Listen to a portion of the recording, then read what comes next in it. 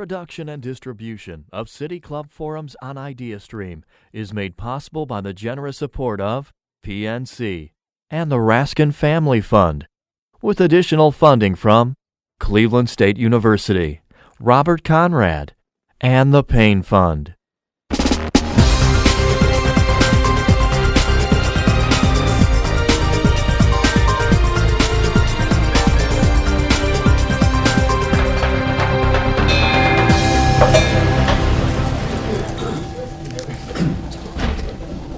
Good afternoon and welcome to the City Club of Cleveland.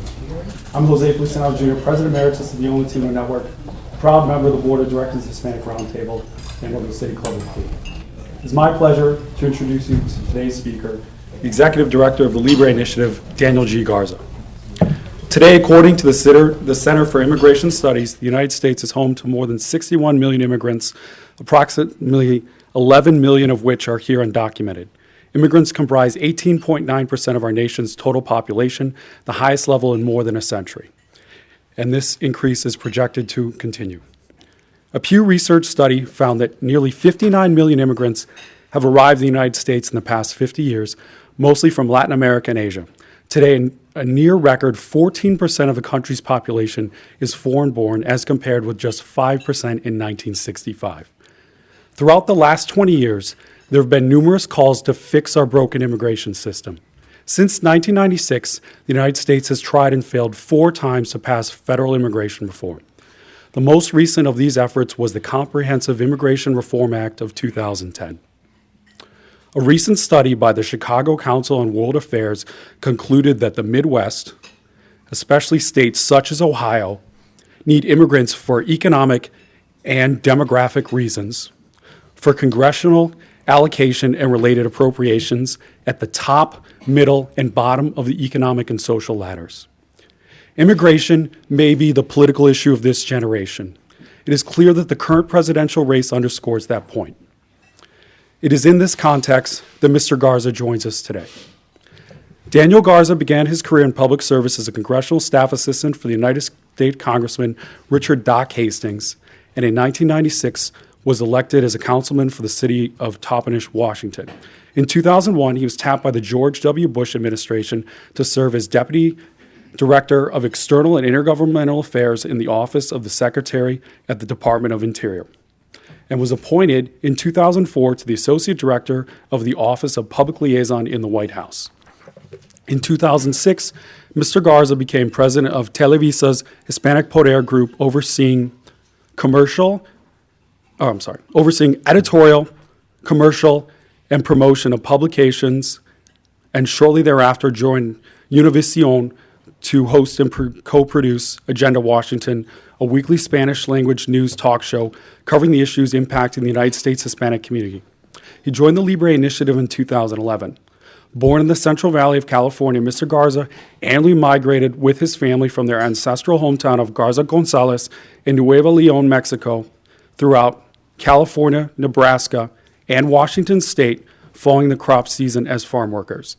His firsthand knowledge of the plight of the immigrant community has earned him a reputation for advocating on behalf of Latinos for sound public policy, recognizing that the current status of our economy requires that it's vital this community play an essential role in bringing about solutions. Ladies and gentlemen, members and friends of the City Club of Cleveland, please welcome Mr. Daniel G. Garza. Thank you.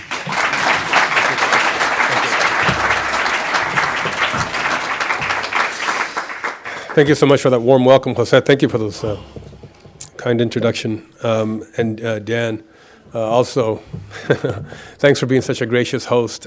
It truly is an honor and a privilege to be in front of you today here at the Cleveland City Club. There has been, in the arc of history, such a distinguished list of speakers here, and to be added to that list is humbling, and that you would consider my consideration on the issue of immigration today. It really is. I just feel humbled, and thank you so much for that.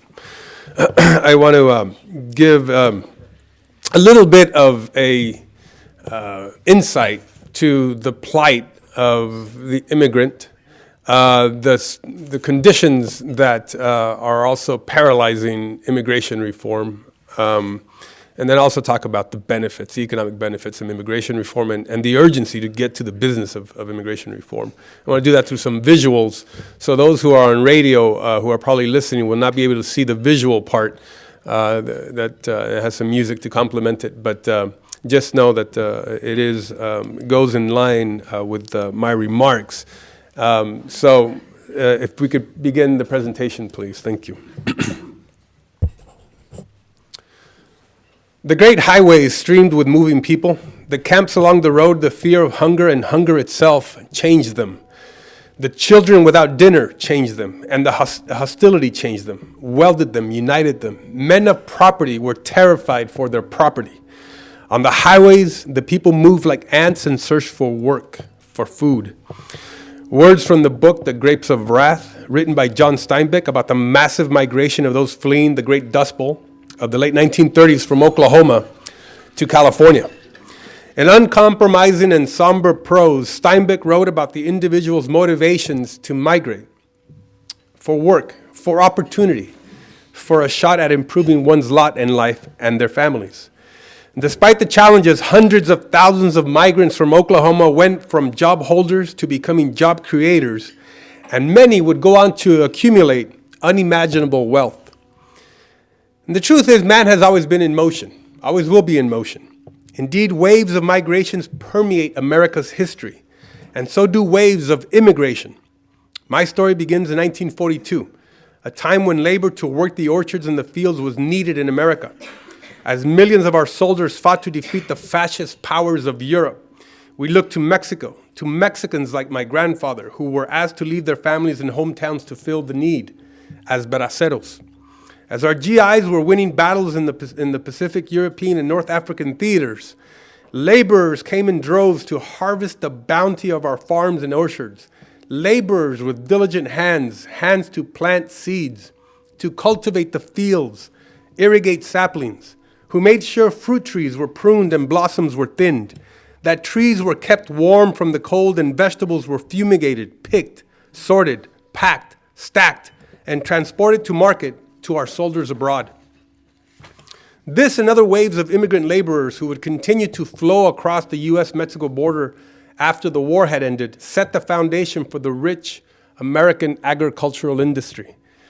All the while, the treatment many received was not the treatment they deserved. And as Pauline Kibbe of the University of New Mexico Press wrote in 1948, generally speaking, the Latin American migratory worker is regarded as a necessary evil. Nothing more nor less than an unavoidable adjunct to the harvest season. And when the crop has been harvested, vanishes into the limbo of forgotten things until the next harvest season rolls around. He has no past, no future, only a brief and anonymous present. This was the life of our family, moving along the highways through the states of California, Nebraska, and Washington State following the crop seasons. I couldn't tell you how many school days I missed and the slights, the indignations that we had to put up with. I saw my father get fired one day. The old man asked the owner of a hop farm for a small raise. The raise wasn't for him, you have to understand. It was for the field crew who had asked him to approach the farm owner because Dad, you see, spoke English. But rabble-rousers like him, well, they had to be put in their place. And that's the thing about the private sector sometimes. It can kick you in the teeth. The free market system is the best economic system in the world. But there is the question of supply and demand. There were the dozens I saw get disappeared by Border Patrol sweeps in the orchards, deported away to where they came from, many referred to as illegals, a term I believe strips away their humanity or any notion that they belong, rendering them as lesser than ourselves. It spares the person from having to consider their dreams and aspirations as equal to our own. You see, if they were equal, that is, it would make all the difference. Today, 2 million migrant laborers labor in our orchards and fields alone. When you count those who work tarring hot roofs, taking care of the old, washing dishes in the humid back rooms of restaurants and hotels, and mow our lawns, it goes up to millions more. Millions who we casually dismiss. So men of standing do not want to share their standing. Men of citizenship do not want to share their citizenship. It is a way of life that takes its toll. It takes tremendous resiliency not to grow up resentful and indignant at those who have everything, those who get the breaks, especially for the children. It takes everything you have not to get jaded or give up, but it happens. I recall on one occasion a fellow worker walked over to my father, said he had decided he would be moving back to Mexico after 5 years of hard living in the United States. Overworked, poorly paid, unappreciated, and tired of living in the shadows. He said he had had enough. My dad placed his hand on his shoulder, held it there for some time, and wished him well. He was gone by the end of that week, never to be seen again. I suppose it's what some would call self-deportation. I wasn't faring out too well either. By 1985, despite receiving summer school courses and night school classes, years of missed school days due to farm working demands had caught up to me. And at the age of 17, I was a high school dropout with no prospects for a meaningful career. But I didn't want to be yet another minority kid bowing down to the low expectations that so many well-intended liberals have for us, that I would eventually need government to provide me the subsistent living that I was entitled to, quote unquote. You see, I knew I had something else going for me. I was born in America to parents who passed on their strong Christian values and a belief that if you get educated and you work hard, put away savings and take a shot, the American dream was for anyone, even if you have nothing. And I remember the countless times my father and mother would close the door to their room and spend hours on their knees praying to the Lord. The hours my mother would spend reading us Bible scriptures out loud despite their fourth grade education. They showed remarkable wisdom. Dad would tell me nobody owed me a thing, that the noble thing to do was to make the right choices, even though they were the hard choices, that I would never feel complete and would always look at others who had achieved prosperity with envy and as oppressors. If I coveted what they had, do not covet, son. Always earn your bread by the talents God gave you. The Bible says, he quoted, "Remember the Lord your God, for it is he who gives you the ability to produce wealth." Indeed, God had another plan in my life, but it would take years to reveal what the days never could. In the fall of '87, Dad had determined to leave the fields for good and take a shot at entrepreneurship, at a small business.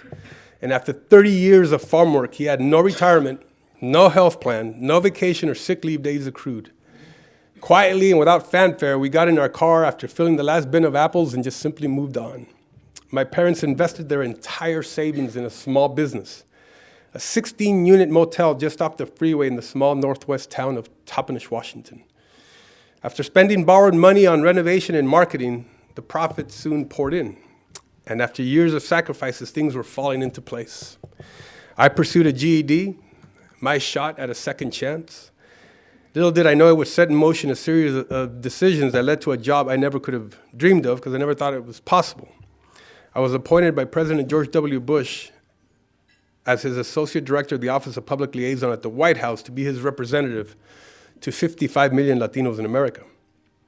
My life experiences had proved essential when deliberating policy positions that were discussed at the policy table. In a classic case in which God uses the weak to confound the wise, I learned how each one of us brings a different kind of value to the table, a comparative advantage, if you will. No matter who you are, your experiences and sensibilities offer a perspective and a value that nobody else can bring. You see, what I had felt was my weakness growing up a farm worker, or that part of my life which made me feel like I didn't deserve to be there, was actually my strength. When talking about poverty issues, immigration and border issues, when discussing migrant education or trade with Central America and Latin American countries, few at the White House could speak to these issues with the same personal experience and knowledge that I had. I had gone from being a high school dropout at 17, working in the orchards and fields, to working for the President of the United States at the White House 17 years later. And here it is, really, which strikes me most about this exceptional country. My parents with their fourth grade education, my uncles, my cousins and friends who also migrated to America, who all started out as farm laborers, left the fields long ago. They moved on to become professionals, middle-class Americans living in urban and metro areas. Their children have become lawyers, doctors, engineers, computer programmers, good, high-paying jobs. All of them overcoming their own obstacles like millions of immigrants before them and those who came after. 200 million immigrants have come to America to achieve their dream, their aspirations, not the aspirations of a politician, their own aspirations. And by doing that, they have generated immense wealth for America. My family now is part of the 1% most wealthiest people in the world. My aunts and uncles are part of the 1% most wealthiest people in the world. And in fact, if you make $36,000 a year after taxes, you are also part of the 1% most wealthiest people in the world, according to the World Bank. But here's the thing about America and the American dream. Half of the world's 1% reside here in America. Think about that. That is the wealth that is generated by our free market system. 86% of America's millionaires are self-made. Did not inherit wealth. They made it through hard work and perseverance, overcoming their own barriers, their own obstacles. Maybe not like the ones I had to face. But that is a testament to this country, that folks who come with a fourth grade education can achieve their dreams. And this country has allowed for more dreams to be realized than any country in the history of the world. Today, there are 15 million Latinos who make over $50,000 a year. That is more wealth than any other Hispanic nation in the world. Thank you, free markets. America is 5% of the world's population, but has 1/3 of the world's millionaires. Think about that. At the Libre Initiative, our work focuses on resisting excessive taxation, burdensome regulations, and runaway spending. We believe freedom drives progress and upholds the dignity of the individual. Progress that anyone can achieve, regardless of color, creed, faith, or education. And yes, there will come obstacles. Yes, the free market will kick you in the teeth. But the options that you have are immense. Freedom allows us to be complete, to find our calling. And it is through primarily through the sufficiency and the accumulation of capital, as we were discussing, that you can then advance and pursue charitable, evangelistic pursuits, ministerial pursuits, personal pursuits. Without capital, there's not much you can do. I don't care what the people say about, folks who have made it in America did it on the backs of the poor or because of greed. They offered a product and a service that met consumer demand and made life better for people. That is why they're successful. And instead of increasing programs that call for redistribution of earned wealth that is being promoted, we should call for redistribution of knowledge and opportunity. That is what is going to make us or continue a strong America. It is a policy option that if we call for more redistribution and public welfare programs, that is unsustainable, that does not generate wealth, that keeps people living at a level of mediocrity, of subsistence. It is a policy option that is unsustainable, moves us away from rewarding hard work, self-reliance, and fiscal responsibility. When it comes to public assistance programs, let me just say quickly, it is not the wasted money that should worry us, it's the wasted lives. And I mentioned this in an immigration context because immigrants don't come to get on welfare. They come to work hard. I saw that in my parents, and I see that in the current generation of immigrants. We must all work together in our community, taking action on key issues that will enable the economic freedom necessary to making the American dream possible for millions, as we have done so throughout our history. This is only possible if we respond to market forces and immigration flows with deliberate and effective policies. That means encouraging investments in private enterprises, incentivizing small and large businesses to expand, to buy new equipment, and hire more employees by advancing policies that honor America's free market system. In short, we need more freedom, not less. We need less government, not more. And lastly, I believe the best path forward to reform the broken immigration system in the United States is through a streamlined, market-based, and employment-driven policy. The ongoing failure of Washington to develop and approve a sound immigration policy threatens our national security, our economic prosperity, and the cohesion of the family unit. So long as as the American economy is strong, immigrants will look to the United States as the beacon of hope for a better future. Currently, we have a highly restrictive immigration law, a system that criminalizes most activity of selling one's labor, And we have criminalized the market-driven activity of buying labor to make a profit, whether basic or specialized. This is a tragedy. In the 1920s, we passed a law. It was prohibition. And prohibition said that it is illegal to produce, distribute, and consume alcohol in America. And for want of a beer, millions of America violated American law or federal law, committed felony for want of a beer. Were they bad people? Maybe some of them were. It was a bad law. Today, for want of opportunity, people point to the immigrants and say, look at them, illegals, violating the law, seeking opportunity to sell their labor for someone who wants to buy their labor to make a profit. Are they bad people? Some of them are. Cartels and, gang members. It's a bad law that we have. We have a broken law that does not accommodate for market forces. We have criminalized a very rational activity of someone wanting to sell their labor.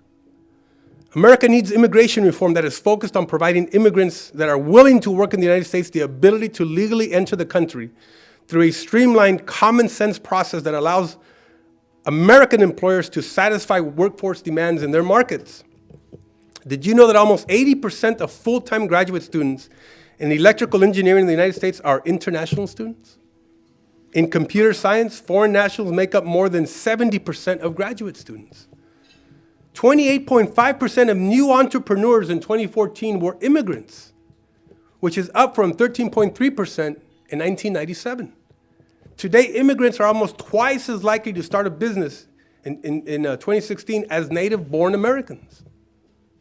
The nonpartisan Congressional Budget Office found that immigration reform would increase GDP by between 0.8% and 1.3% from 2012 to 2016 had we passed a law. And according to the National Survey of College Graduates, immigrants represent slightly under 14% of the resident working population holding a bachelor's degree or higher. But among this group, they represent 29% of scientists. They also represent 50% of PhDs working in math and computer science occupations and 57% of PhDs working in engineering occupations. Specialized. The economics are simple. If you are worried that immigrants drive wages down or are hurting taxpayers, as some opponents of immigration reform are worried about, the status quo is your enemy. It leaves millions without legal protection from labor exploitation. It also restricts economic mobility and access to credit. It makes investing in personal capital, education, skills risky, very risky, and investing in a home or a business even more so. So they don't. That's not good for our economy. They are being driven into the shadows in more of a underground black market economy. If we would bring them out of the shadows, they would contribute directly to the economy. There exist more jobs in a 20-person economy as compared to a 10-person economy. Why? Because more people demanding goods and services means that more people must work to satisfy this demand. Thus, the law of supply and demand is born. It brings with it an important implication that the number of jobs in a given economy is never fixed. People's wants and needs are constantly evolving. Suppliers must keep pace to meet this demand. Therefore, when foreign immigrants become American consumers, employers respond by hiring more people. So why can't we agree? Players on both sides of the political divide are making consensus and reconciliation of differences nearly impossible. Polarization, partisanship, and demonization has become a pernicious and counterproductive cancer in our body politic. It is especially destructive when politicians turn their venom onto hardworking, otherwise law-abiding, good and decent immigrants struggling for opportunity. If we allow this narrative to continue, if we don't remind Americans of the contributions of immigrants and how immigrants have helped in making America strong and prosperous, we will continue this worsening of a two-tiered society we have been trying to change instead of making further progress. And we drive people further into the shadows by doing this. Let me also be quick to add, it is I think, venomous when pro-immigration activists burn bridges when they offer up counterproductive rhetoric against individual elected leadership who are needed to get behind any reform. Instead of finding space for agreement, they further the divide by projecting hate and division. Public policy should be about allowing people to thrive and prosper, not destroy opportunity and human dignity. And I think everybody is hard at work to make America stronger. And sometimes the rhetoric that is used around the issue of immigration on both sides is counterproductive. We should not fear waves of poor immigrants. We were built by waves of poor immigrants. America was made strong and powerful. Yes.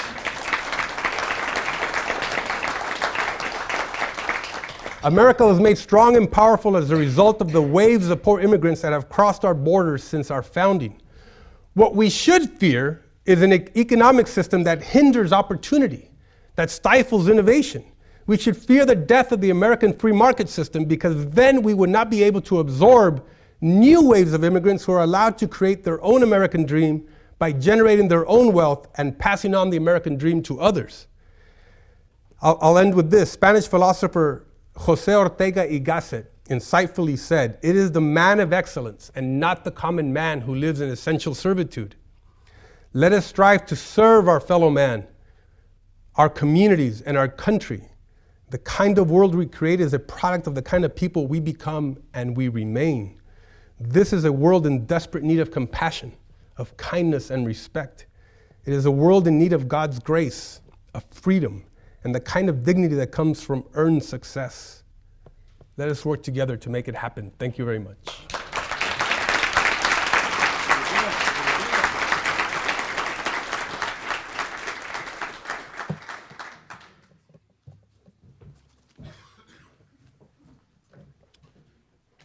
Today we are enjoying a Friday forum featuring Daniel Garza, Executive Director of the Libre Initiative. We're about to head into the question and answer portion of this luncheon. We welcome questions from everyone, City Club members, guests, students, or those of you joining us via radio broadcast, webcast, or our new live simulcast at the Parma Snow branch of the Cuyahoga County Public Library. If you'd like to tweet a question, please tweet it to @TheCityClub, and our staff will try to work it into the program. Holding the microphones today are Content Associate Teddy Eisenberg and Director of Programming Stephanie Jansky. May we have the first question, please? Yes, sir. Do you favor the English-only movement to put a constitutional amendment in to make English the language of America? So I favor knowledge. And any way we can communicate knowledge is what I'm in favor of. And whether that's in Spanish or English. Now, there's no question that English is the language of success. Latinos understand that better than anybody else. Immigrants understand that better than anybody else. And in fact, at the Libre Initiative, we are very much involved in offering English classes. And we get 500 people at a time who attend these workshops. There is a desperate need by the immigrant community to learn English as quick as possible. In fact, according to NALEO, the National Association of Latino Elected Officials, when an immigrant learns English, it will quadruple their salary. So that's a no-brainer, that we desire English as a community, to learn it as quickly as possible. In fact, my parents learned English from us, from my brother and I, as quickly as they could. So I am not for any effort that restricts knowledge. But I am for, obviously, a common language, but not requiring it through government coercion. Mr. Garza, thank you so much for sharing your story with us, and thank you for making the economic argument for immigration. So as you've described, on the policy side, we're at loggerheads, and 4 attempts were gotten nowhere. So you've talked about changing the narrative on immigration. My question to you is, where would you focus your efforts first to start moving the needle on the narrative about immigration? Thank you. On both sides. Look, I am concerned for the prospects of permanent, sensible, bipartisan immigration reform when I hear both sides speak. And let me explain why. On the one hand, the Republicans, because some individuals within the party, not all, because there is, I think, a lot of promotion of immigration reform within the party. I see it myself. There are a lot of individuals at the top of leadership, who want to advance immigration reform. But then, of course, there are, the minority faction that have taken harsh positions and have expressed harsh rhetoric on immigration reform and immigrants that is not helpful to the cause. The current candidate, who is now the presumed nominee, has taken a very harsh position.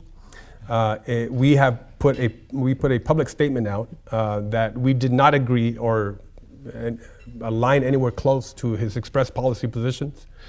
We feel that it's unproductive to try to intercept the remittances of hardworking immigrants who want to send their money back to their mothers and grandmothers and their children. I don't know how you do that. It would take massive government coercion to do that, and so I would resist that. The fact that obviously we want to deport all 11 million, it would require a mobilization of massive resources of the government and create a police state. And then the wall, look, there are just areas across the border that you cannot build a wall on. And animals do not know what borders are. They need to migrate. And so we have to build car barriers, and it's not always a wall. I live in Mission, Texas, blocks away from Ansaldua's bridge where the surge happened, the kids. There's a wall that is 25 feet high, and there's a 10-mile stretch from Las Peñitas to La Jolla. And I was talking to a friend of mine who was a border agent, and I asked him, just tell me straight up, what's going on over there? How many people get through? He says, Daniel, I would never confess this in public. I'll never mention him, his name, but he said, we did an assessment for a month, how many folks were getting through. When the shift change happened through infrared cameras, when somebody caught somebody and then they left that gap open or whatever. The point is this, in a 10-mile stretch of a 25-foot wall, 1,000 people were getting through a day. That's 30,000 people a month. We have a 1,300-mile border. The border stretches from Texas, the tip of Texas, to Chicago, if you actually straighten it out. We have a massive border. So it's not a simple solution to build a wall. Anyway, the point is, there's a lot of rhetoric, right, that is non-productive. On the other side, the other presumed nominee is making promises that she knows she cannot, I said she, well, that she knows she cannot deliver on. Democrats do not get to define what immigration reform is. Democrats do not pass immigration reform. Neither do Republicans. They both do. A president does not legislate. A president executes law. It's the Congress that legislates. And you have to reach consensus with Congress. And if you're going to stake a position that goes against the majority will of Congress, it's never going to happen, and President Barack Obama can tell you that. So at some point, the Democrats are going to have to move from their fixed position and reconcile their differences with a Republican-led Senate and a Republican-led House and come to an agreement. That means you have to give, and the Republicans have to give. And it doesn't seem like anybody's willing to do that. In fact, Hillary Clinton has said that she's going to go beyond Barack Obama on executive action. Executive action is being held up in the courts. Donald Trump has said they have to go, referring to the DACA kids after he gets the presidency. So executive action is only temporary and partial. So yes, I'm concerned by both sides. The fact is, we need consensus. We need pragmatic leaders who can come together and do what's right for our economy, for our societies, and for the cohesion of families. We're ripping families apart. That should worry every one of us.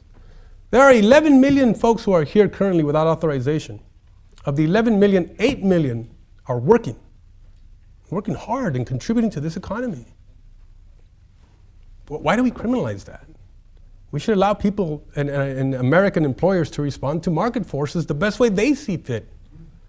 And so that's why we believe in a market-based system that accommodates for that. So I would hope that, again, both sides would come together, reach consensus, stop trying to score cheap political points at the expense of the immigrant community and really the Latino community. First of all, I need to state that I am not anti-immigration, but I do believe that there is serious need for discretionary reform with immigration. My question is in this form. What type of immigration reform could you recommend that would protect, particularly professionals in the healthcare system who happen to be people of color, from being passed over for jobs for which they have credentials and qualifications, but are being passed over for people from foreign countries? So for us, more freedom means more autonomy to the individual. More freedom doesn't mean a bigger government. It works the other way around. We don't want to see power being centralized in Washington, D.C., decision-making power being centralized. I'm prefacing my remarks to answer your question. More capital and power being centralized in Washington, D.C. doesn't give us individual freedom. Individual freedom is when we have less government. Now, what do I mean by that? How do we pass an immigration reform that preserves individual freedom also to the immigrant?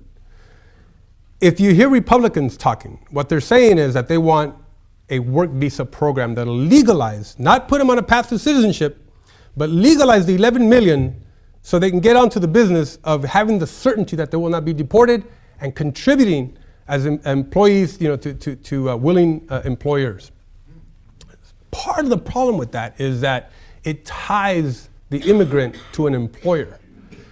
And the resistance from the Democrats is that they want a path to citizenship.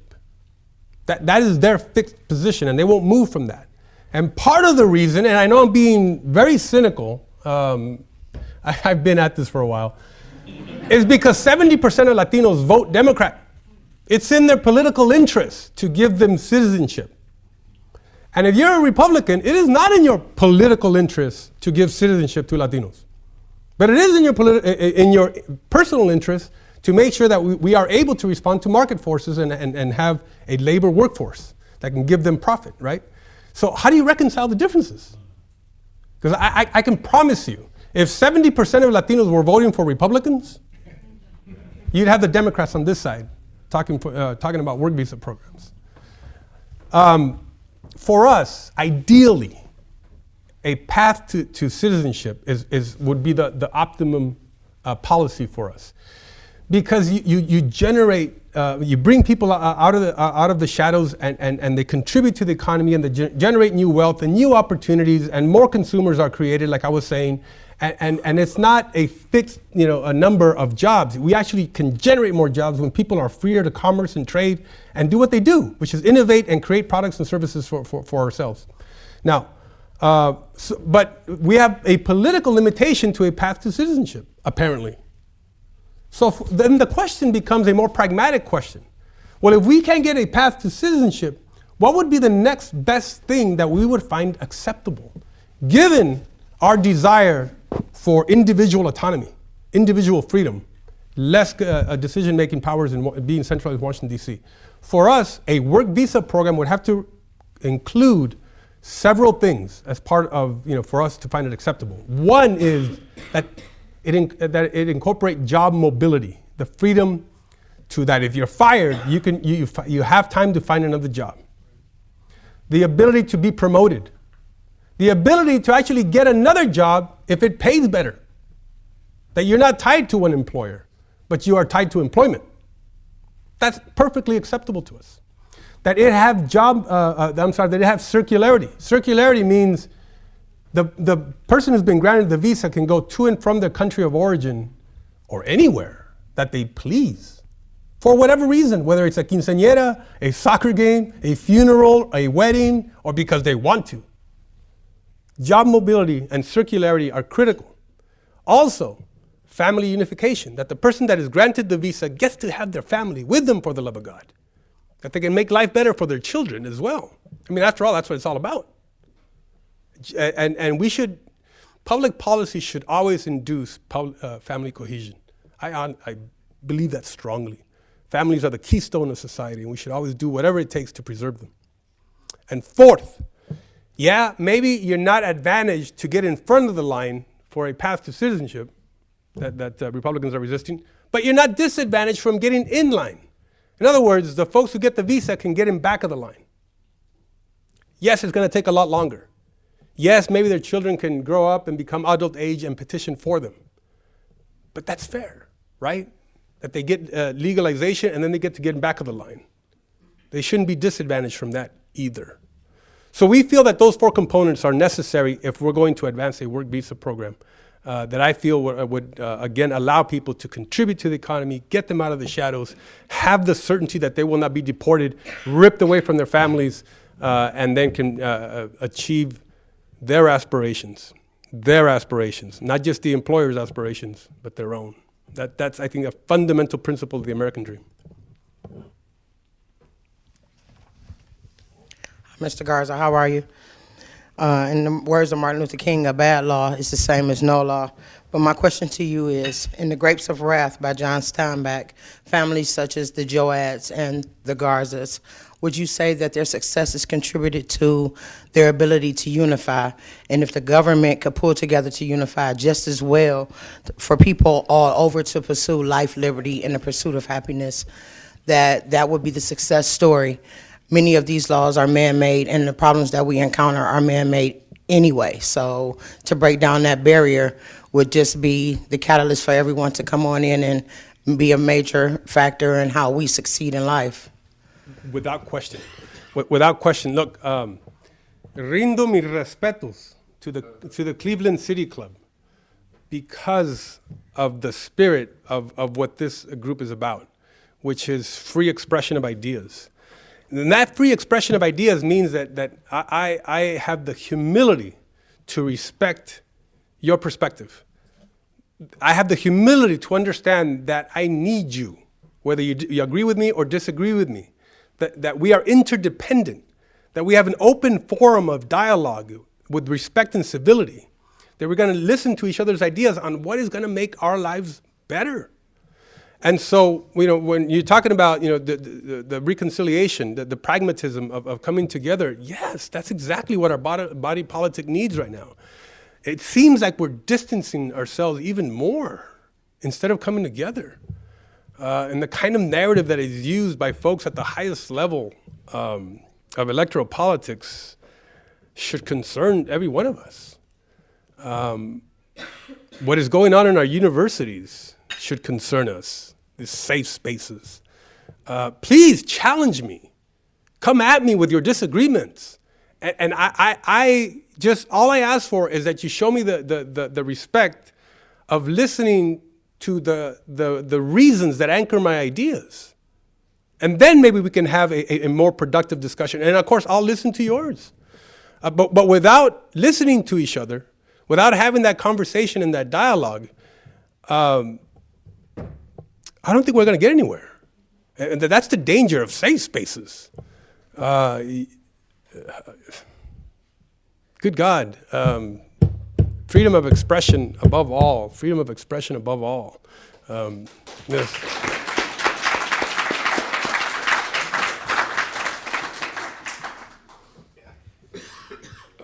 Daniel, I think you impliedly, if not expressly, have answered the question that I'm about to ask you, but that is, I'm assuming you're for a pathway for citizenship. I am.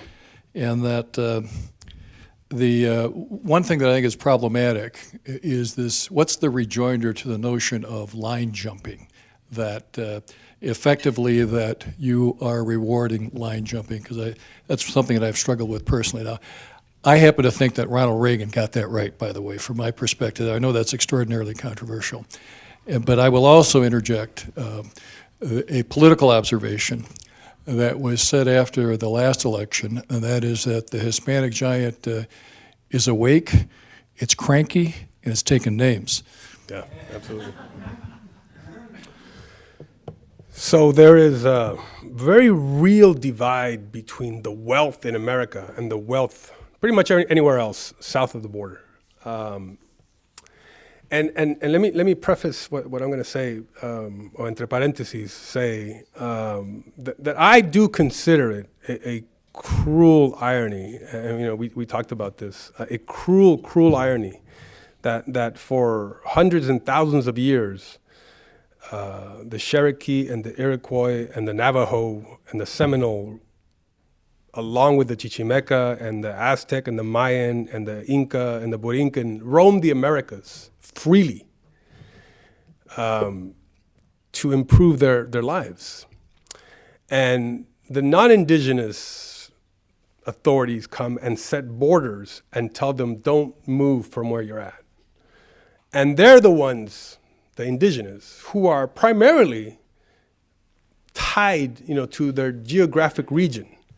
Look, I'm not an open borders guy, but what I'm trying to say is it is the non-indigenous who get to freely, at leisure, or for business, travel wherever they want, whenever they please. And yet, mostly the indigenous cannot do that. And that's cruel to me. Now, having said that, I also understand what a sovereign nation is, and that we must defend and guard our borders from those who would do wrong to our citizens. That is the primary responsibility of government, is to defend from foreign aggression or from individuals who would do us wrong. I understand that. How do we reconcile those two, though, when you have folks who are seeking opportunity and who will make America stronger and better because of their skills and their talents, whether they be basic or specialized? And I think that's where smart people have to come together to find that balance.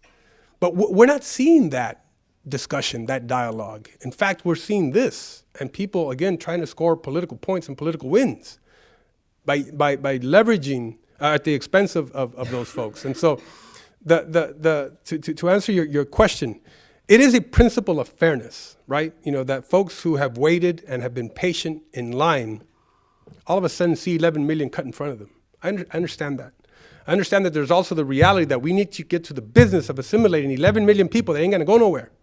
They're here to stay. They're part of us. They're part of our society. Their children go to our schools and want to achieve great things in America. And I want them to achieve great things in America. So, which is why we're open to the what I have said about the work visa program that then maybe makes it longer for someone to achieve citizenship, and maybe that allows also the Republicans time to persuade them on their ideas, on the more conservative values that they espouse to, and win them over. Earn the vote of Latinos, for the love of God. Don't just expect it, right? I mean, look, I'll tell you really a quick thing. Colorado is fascinating to me. Colorado, 59% of Latinos in Colorado voted for Barack Obama in 2008. And people were freaking out because, but it can't get worse. They said, it got worse, all right. For them, it was 85% of Latinos voted for Barack Obama in 2012. 90% of Latinos voted for Michael Bennett, the candidate for Senate who won with 90% of the Latino vote. For Republicans, it was dark days in Colorado. Cory Gardner is now the candidate in 2014, Republican, and says, I'm going to make a deliberate effort to engage Latinos, to open up my office and hire from their communities, to go to their chamber of commerces, to go to their churches, to go to the universities and tell Latinos, this is what I'm about. This is what I want to do to give you access to the free market, to make you sure that you're going to have opportunity and a great education. He got 45% of the Latino vote. Look at that. All you got to do is engage. Show up. They're not going to hurt you. That's the bottom line. And so there is, again, this sort of political question hanging over the issue of immigration. But I'm telling you, I think 2014, it changed a lot of things and changed a lot of opinions. It wasn't only Colorado. In Kansas, Brownback and Roberts got over 45%. In Texas, Cornyn and Abbott got above 45% of the Latino vote. In in Georgia, David Perdue and Nathan Deal got above 45% of the Latino vote. Chris Christie got 51% of the Puerto Rican vote. That's a tough nut to crack in the Latino world. And Scott got above 45% in Florida. So across the country, you saw that. A black Republican challenger in San Antonio in District 23, a predominantly Latino district, beat a Latino Democrat incumbent. Think about that. So I mean, the Latino electorate is up for grabs. You just need to engage them. Tell them what you're about. You know, the plans that you have to, you know, and how we are interdependent. So there's a lot of hope, I think, but it takes people to work together and come together and reach consensus before anything else. Do you think with a greater acceptance of immigration that there will become an overcrowding in America in the future? So the reason I say market-based is because the visa program should be tied to market forces. If there is a demand for those workers, whether specialized or basic, then that the immigration law absorb for that. Not a quota set, a sort of a arbitrary quota set by a congressman or the Congress or the Senate, but tied to market demand.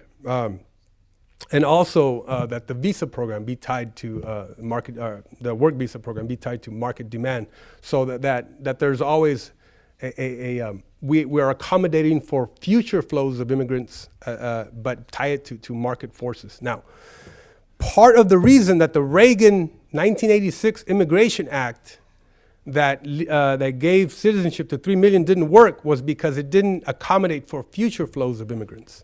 And so there is no line. There is no line to get on, folks. There are, I believe, 1 million spots that are given to family, mostly family, tied to family, green cards.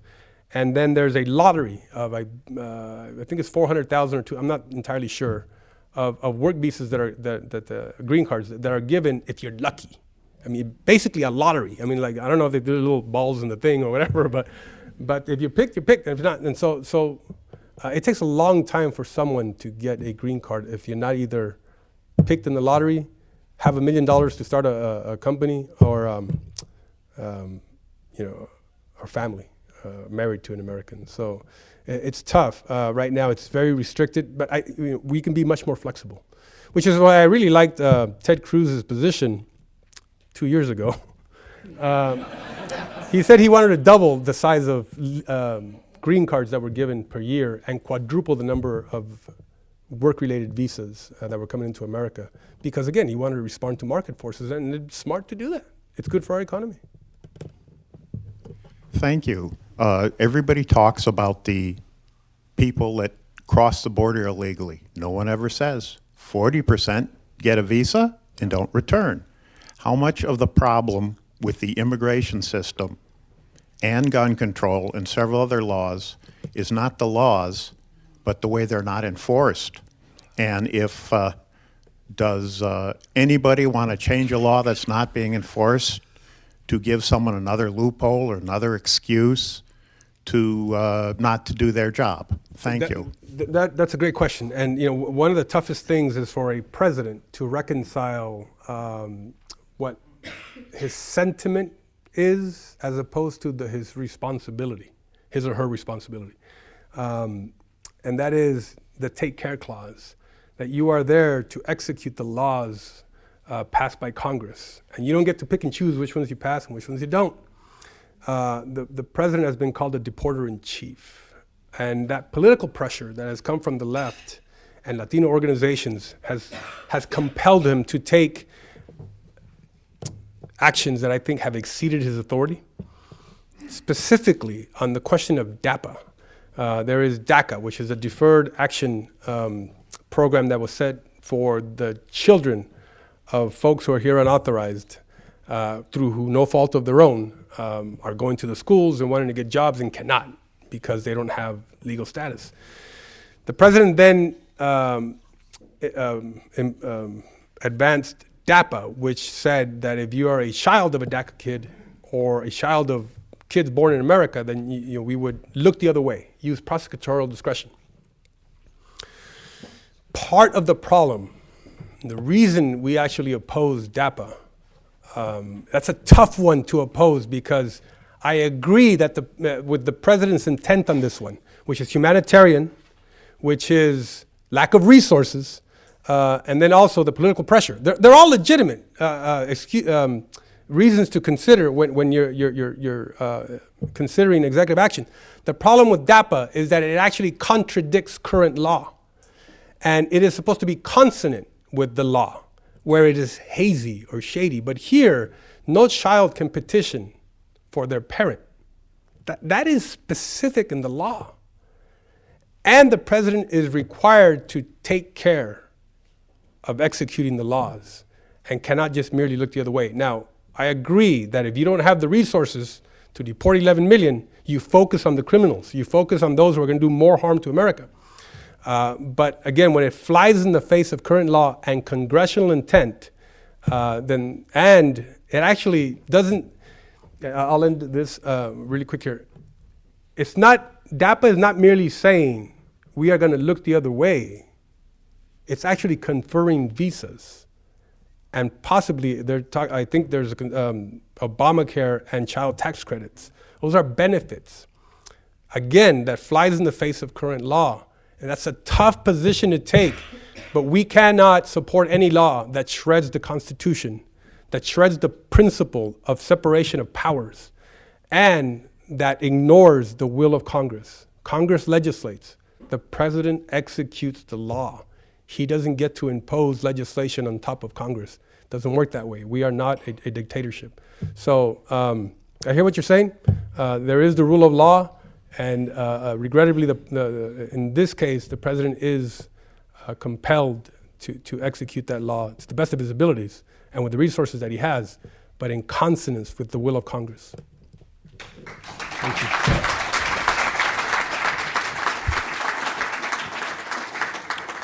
Today at the City Club, we've been enjoying a Friday Forum with Daniel Garza, Executive Director of the Libre Initiative. Our program today is sponsored by Cumberland Real Estate Development. We thank you for your support. Our community partner for today's forum is Global Cleveland. We also welcome the first class of Mandel Scholars from the Jack Joseph and Morton Mandel Humanities Center at Coyote Community College. We thank all of you for your partnership and your attendance. And that brings us to the end of today's forum. Thank you, Mr. Garza. Thank you, ladies and gentlemen. This forum is now adjourned.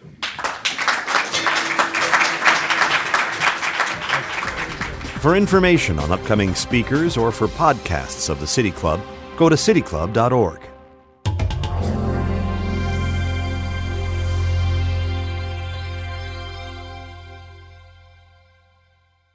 Production and distribution of City Club Forums on IdeaStream is made possible by the generous support of PNC and the Raskin Family Fund, with additional funding from Cleveland State University, Robert Conrad, and the Payne Fund.